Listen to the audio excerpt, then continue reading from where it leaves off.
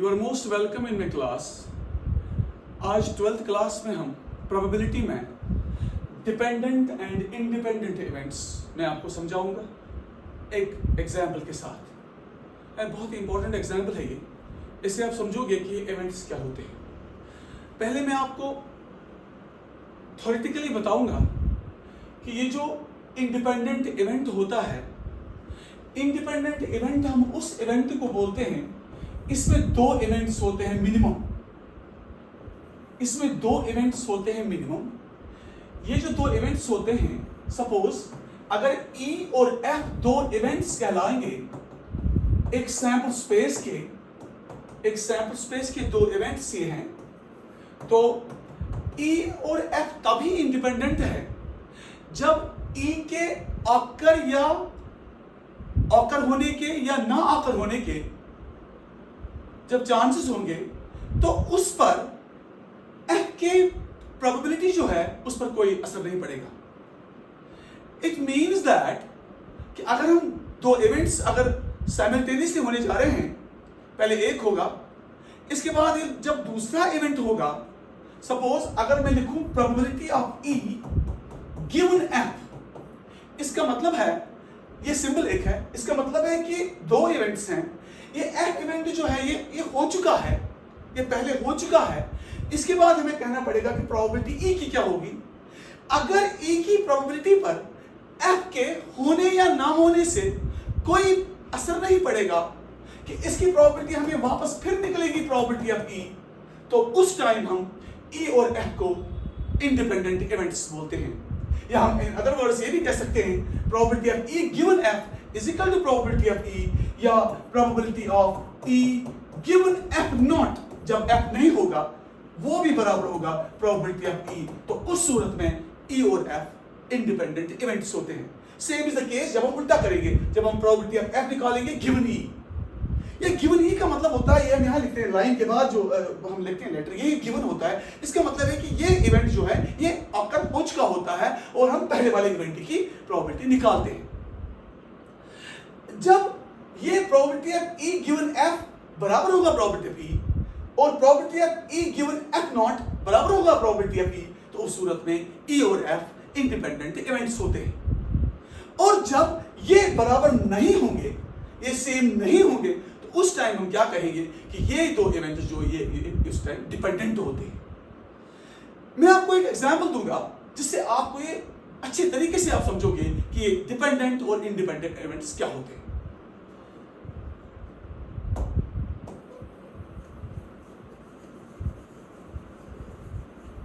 देखो बेटा, हम एक काम करेंगे, हम एक बैग लेंगे, इस बैग में हम बॉल्स देंगे, इस बैग में हम बॉल्स देंगे।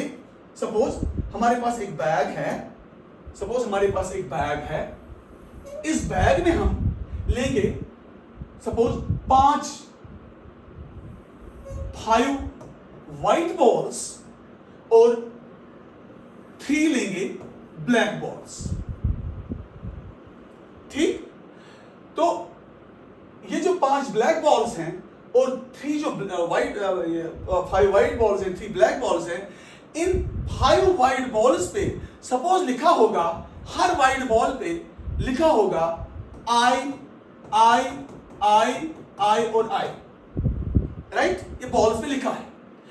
इसके बाद जो 3 ब्लैक बॉल्स हैं, ये भी वैसी हैं, सेम साइज के हैं, ये इस पे लिखा है T and T।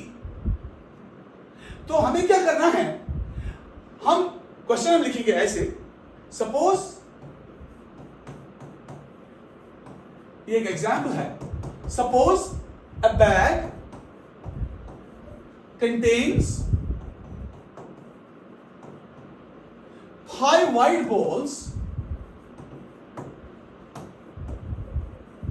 and 3 black balls.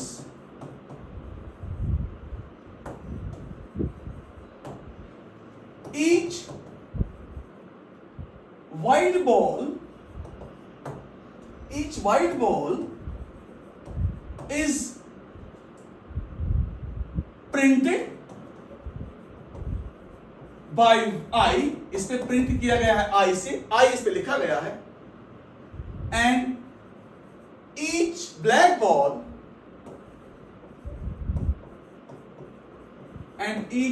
ball is printed, या हम आप लिखिए रिटन, उस पर लिखा गया है T। हमें क्या करना है, हमें बैग से 3 बॉल्स निकालनी है। हमें बैग से 3 बॉल्स निकालनी है। पहले हमें निकालनी है व्हाइट, इसके बाद निकालनी है व्हाइट, इसके बाद निकालनी है ब्लैक। ये 3 ड्रॉज हैं। पहले हमें इन ऑर्डर हमें करना है। पहले हमें निकालनी है व्हाइट, इसके बाद हमें निकालनी है व्हाइट, इसके बाद निकालनी है ब्लैक। लेकिन जब हम ये 3 बॉल्स निकालेंगे, 3 बॉल्स निकालने के बाद हमें करना क्या है, जब हम एक बॉल निकालेंगे हम बॉल वापस नहीं डालेंगे। इसके बाद फिर हम दूसरी बॉल निकालेंगे, हम बॉल फिर वापस नहीं डालेंगे। इसके बाद हम तीसरी बॉल निकालेंगे, हम बॉल वापस नहीं डालेंगे। तो इसका मतलब है ये 3 बॉल जो हमने निकाले हैं, ये हमने निकाले हैं इन ऑर्डर। ये 3 बॉल्स हमने निकाले हैं विदाउट रिप्लेसमेंट। हमने बॉल्स को वापस नहीं डाला है। हमें बोलना है what is the probability of the word IIT। क्योंकि I व्हाइट बॉल पे लिखा है, T ब्लैक बॉल पे लिखा है, हमने बॉल निकाली वापस नहीं डाल दी, तो इसका मतलब है हमने इन 3 बॉल्स की साइमल्टेनियस ऑकरेंस देखनी है, तीनों बॉल्स की। मगर रिमेंबर वन थिंग, ये तीनों बॉल्स जो है ये इन ऑर्डर है, इन ऑर्डर। तो हम ऐसे लिख सकते हैं मैथ्स में कि हमने निकालना है probability of I intersection T, I intersection T।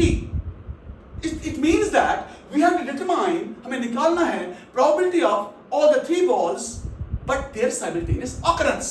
पहले I फिर T। हम इसको ऐसे लिख सकते हैं probability of I into probability of I but given I। इसका मतलब है कि जो पहले, यह है फर्स्ट ड्रॉ, ये पहला ड्रॉ है।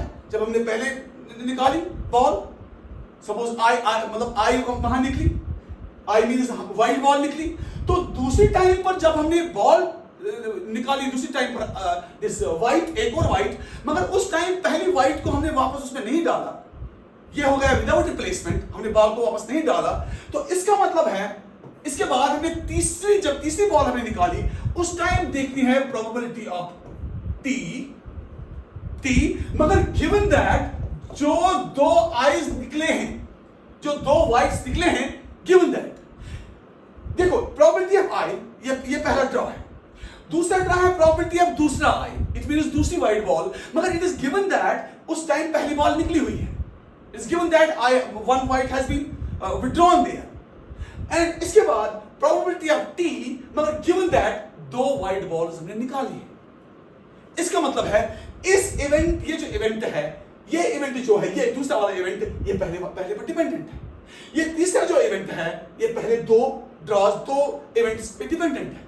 इसका मतलब है ये तीनों जो इवेंट्स हैं, ये डिपेंडेंट इवेंट्स कहलाते हैं। तो ये फॉर्मूला उस टाइम लगेगी, probability of I into probability of I given I into probability of I given probability of T given I intersection I।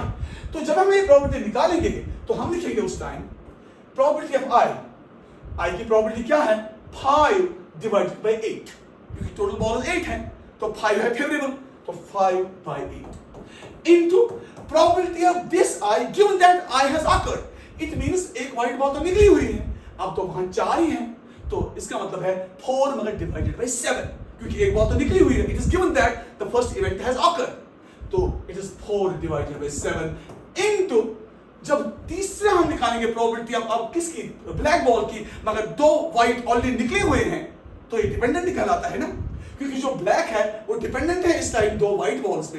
वो it means that probability of black वो 3 है उधर, तो 3 मगर डिवाइडेड बाय 6, क्योंकि 2 balls already वहां से निकली हुई है।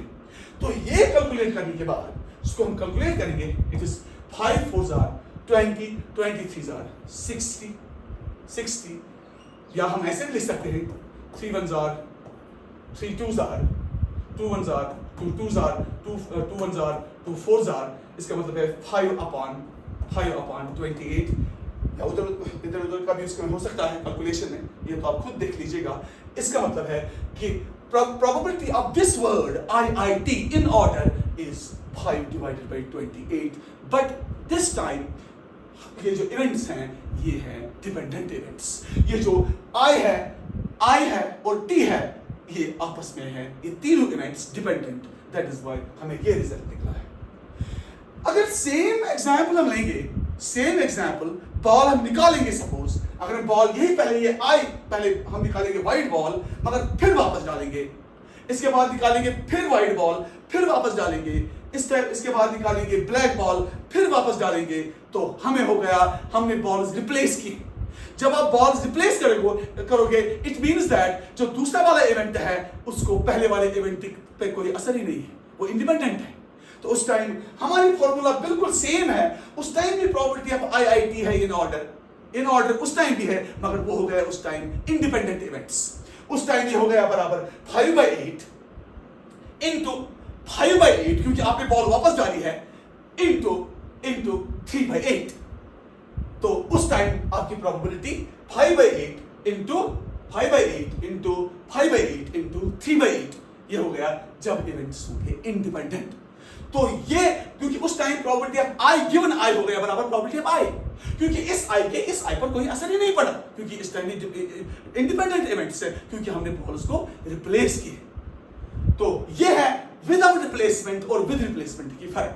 तो जब भी आप ये बैग्स का बॉल्स का क्वेश्चन लोगे या कॉर्ड्स का क्वेश्चन लोगे, कॉर्ड्स में तो विदाउट रिप्लेसमेंट जब आप करोगे, मोर देन 1 इवेंट्स की बात जब करोगे विदाउट रिप्लेसमेंट, तो उस टाइम आप डिपेंडेंट इवेंट्स लोगे, डिपेंडेंट इवेंट्स, और जिस टाइम रिप्लेसमेंट की बात आएगी, वापस डालोगे कॉर्ड, वापस डालोगे बॉल, तो उस टाइम इवेंट्स हो जाते हैं इंडिपेंडेंट। तो this is the difference between dependent and the independent events. तो इन शॉर्ट हम ये लिखेंगे कि जब भी आप इंडिपेंडेंट इवेंट्स की बात करोगे, इंडिपेंडेंट इवेंट्स में अगर हम 2 इवेंट्स की बात लेंगे, P of A given B वो हो गया बराबर P ऑफ A, क्योंकि फर्क ही कोई नहीं पड़ा B के होने से, और probability of B given A हो गया बराबर प्रोबेबिलिटी ऑफ B के A के होने पर B की प्रोबेबिलिटी पर कोई फर्क नहीं पड़ा। ये है आपके इंडिपेंडेंट इवेंट्स। और एक और बात, probability of A given that B has not occurred, it is complement of B, it's again probability of A, इसमें भी कोई फर्क नहीं पड़ेगा। और चौथी बात, probability of B given that A is not occurred, AC a complement, it's again probability of B। तो in all the 4 cases events are independent। अगर ये आपस में सेम नहीं होंगे, अगर probability of A given that B has occurred ये बराबर नहीं निकला आपको प्रोबेबिलिटी ऑफ A के, इट मींस दैट आप बोलोगे उस time the events are dependent. तो इंडिपेंडेंट इवेंट्स और डिपेंडेंट इवेंट्स इनिशियली क्या होते हैं, पहली वाली डेफिनेशन जो है वो मैंने आपको बता दी। नेक्स्ट टाइम इस पर हम और भी बहुत सारे क्वेश्चंस करेंगे। Until that, thank you very much, good bye, thank you.